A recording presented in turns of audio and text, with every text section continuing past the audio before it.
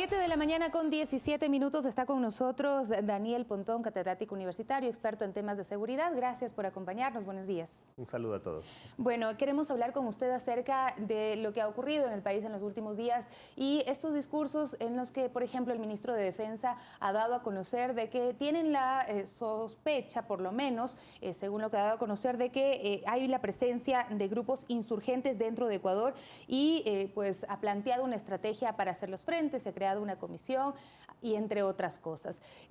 Estas declaraciones, ¿cómo influyen en la política que se toma con respecto a lo que podría ocurrir en el país? A ver, yo no descarto que, bueno, de hecho hay cada vez más pruebas más evidentes que Ecuador vivió un grave proceso de desestabilización en las pasadas manifestaciones. Y eso obviamente fue orquestado por una serie de grupos que de alguna otra forma tuvieron una organización confabulada para ejercer una serie de actos terroristas con motivos de desestabilización. Por ejemplo, el tema de la toma de los pozos petroleros, eso realmente es atacar directamente a la yugular del Estado. Y eso es preocupante. Obviamente esos grupos reciben recursos, reciben organización. Hay gente que maneja, no quiero jugar a la teoría de la conspiración, pero obviamente hay gente que mueve los hilos detrás de este tipo de situaciones, y eso los servicios de inteligencia deben estar prestos para neutralizar este tipo de amenazas, porque justamente aquí está en juego el orden democrático, ¿no? Creo que eso no puede estar en discusión en este momento. Yo creo que la estabilidad del orden democrático es algo que nos beneficia a todos. Y creo que también es una seña claramente de que el Estado de Derecho prevalece, ¿no? Pero ¿se puede hablar de insurgencias como tal para explicarlo mejor a la ciudadanía? ¿Cómo se definirían? Se le puede dar varias nominaciones, pero que yo estoy claro que son grupos de desestabilizadores, fueron grupos desestabilizadores, y que de alguna otra forma todavía están de alguna otra forma operando en el territorio, ¿no? Con vínculos inclusive internacionales. Eso tampoco puede estar descartado. Pero me parece que los servicios de inteligencia tienen que entender que hay un momento político complicado, ¿no? Los discursos, porque el discurso crea realidades y genera también estados psicosociales que pueden ser en un momento dado peligrosos. Plantear el discurso de insurgencias, de grupos estabilizadores, que el Estado va a ir con todo, desde el ámbito discursivo puede crear un estado de paranoia y de confrontación que en el momento actual yo creo que es necesario, no creo que es tan pertinente, ¿no? Es decir, mi reflexión es que se actúe, pero la actuación debe ser en el marco de el estricto capacidad de depurar y de una especie de estilete sacar a esta gente del juego, ¿no? Entonces, ahí un poco yo creo que la recomendación es más bien que evite este tipo de discursos que son tan polarizantes. ¿Por qué? Porque puede llevar a la lógica de la paranoia, ¿no? Y la paranoia a veces nos hace confrontar entre ciudadanos. Inclusive puede llevar a ese tipo de confrontación hasta niveles del hogar. El presidente de la República, cuando inició su periodo presidencial, decía no vale la pena pelearse por una ideología, por el tema de la polarización del país. Y este tipo de situaciones podríamos llevar a un estado que no es deseable y creo que ningún presidente busca, ¿sí? Pero analizando el tema de las insurgencias, por ejemplo, nosotros vemos la realidad más cercana a la de Colombia y lo que ha sufrido ese país con la presencia de grupos que se han armado, que empezaron, digamos, con un discurso social y que luego se fueron convirtiendo a lo largo de los años, más de 50 años de conflicto, en grupos delincuenciales, y tras el proceso de paz han quedado,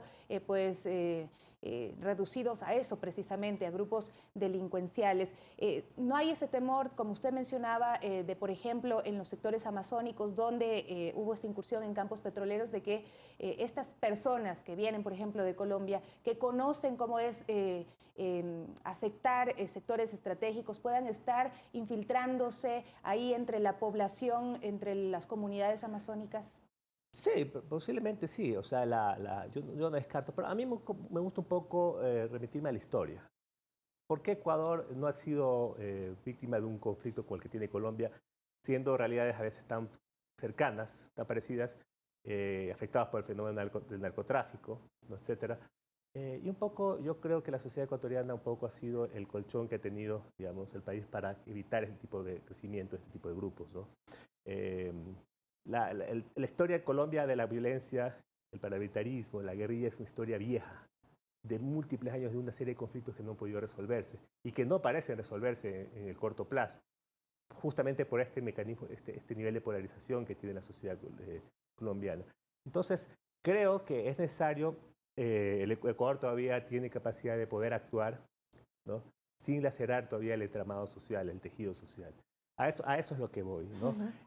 Por ejemplo, el proceso de paz en Colombia se ha visto altamente trastocado por este nivel de polarización, este antagonismo tan marcado alrededor de una cosa que realmente le trae beneficio a los mismos colombianos. Yo sí he sido un defensor del tema del proceso de paz en Colombia y no puedo detectarme frente a eso, porque obviamente eso ha derivado que Colombia tenga los niveles de violencia que anteriormente los tenía. O sea, la vida de las personas vale mucho más que cualquier cosa, ¿no? Sin embargo, hay una serie de gente que ha venido boicoteando y ahorita las FARC en su momento han recibido tomar las armas y la historia parece perpetuarse mucho más. Y Yo eso creo que en el nos caso del afecta Ecuador también a no creo que nosotros. estamos en condiciones históricas para hablar de ese tipo de cosas. Lo que está pasando ahorita es que nosotros tenemos un proceso geopolítico complicado. Y ahí el tema venezolano es un tema que hay que analizarlo de manera bastante cuidadosa. Porque obviamente lo que hemos vivido en el último año sobre todo son graves procesos digamos, de convulsión social en una serie de países que empezó con Venezuela en el mes de enero, me acuerdo, cuando hubo todo el tema de las protestas contra Maduro, etcétera. Y actualmente este fenómeno parece irrigarse alrededor de la región. Ahorita tenemos varios países convulsionados, Chile, tenemos a Bolivia, Bolivia tuvimos un también. momento a Perú, que sí, es cierto, son matices distintos a niveles, digamos, políticos, Pero sí se sociales, evidencia. pero lo que está siempre en común aquí es la violencia como un detonante, como una especie de... Precisamente imágenes como la que tenemos en pantalla sí nos llamaron la atención porque de pronto es algo que no habíamos visto y desde el análisis de expertos de seguridad corresponde a estrategias de guerra de guerrillas. ¿Cómo ver estas imágenes y no temer? Bueno, ese tipo de imagen genera mucha zozobra en la sociedad, porque nos ponen una idea como que estamos en digamos, hay un aprendizaje, una emulación, estamos ya adoptando estrategias de guerra de guerrillas. Sin embargo, yo creo que este tipo de imágenes más bien demuestra lo que siempre hemos vivido, que son las famosas manifestaciones, que se han tecnificado con algún tipo de material que es bastante precario, tampoco vamos a satanizar las proyectiles de esa naturaleza, porque es eminentemente artesanal. A mí me preocuparía más bien que cuando empiecen ya a haber presencia de armas de fuego de alto calibre, que ese es un peligro enorme que tenemos cuando Ecuador es un país de tránsito, ¿no? Eso sería más bien un mecanismo de prender la alerta. Pero esto más bien juega en la retórica de que estamos en una situación ya de un crecimiento de un grupo parlamentar, que repito, yo creo que el Ecuador no tiene las condiciones ni sociales ni políticas para eso.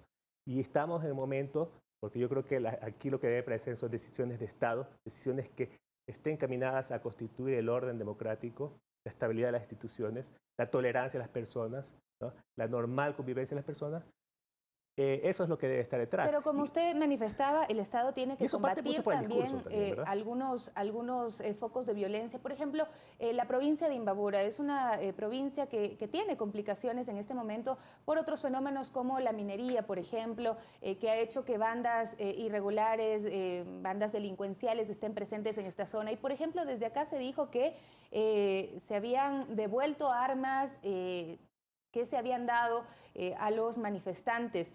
Y nos podríamos preguntar de dónde vinieron esas armas, de pronto de los grupos estos que han estado también combatiendo con el Estado por quedarse en esas zonas y seguir con la minería ilegal.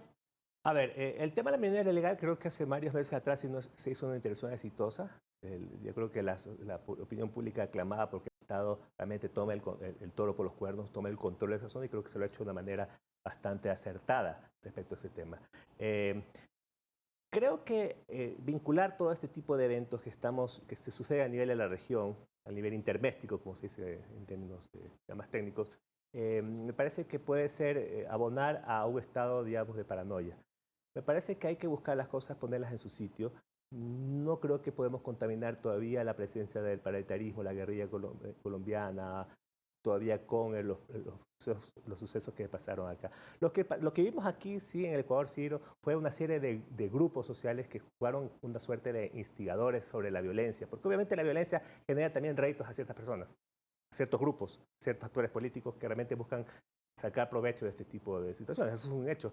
Pero ya generar todavía hipótesis sobre que esto tiene vínculo con el crimen organizado transnacional, creo que todavía es un poco apresurado. Ahora, sí me falta un último punto de análisis y es esta insinuación que hizo el dirigente de la CONAIE, Jaime Vargas, de organizar con excombatientes un ejército indígena. ¿Qué implicaciones podría tener esto? Ya la Fiscalía, pues, se ha puesto incluso una denuncia ante la Fiscalía. Jaime Vargas ha dicho que se sacó de contexto esto y que necesita aclararlo, pero de todos modos, estos discursos también pues, pueden generar una confusión entre la población. De lado y lado. Yo no estoy haciendo un llamado a las autoridades, sino también a los actores que de otra manera fueron parte del conflicto del otro lado, que el discurso hacia la construcción de la paz, porque aquí lo que debemos pensar es en construir la paz, ¿sí?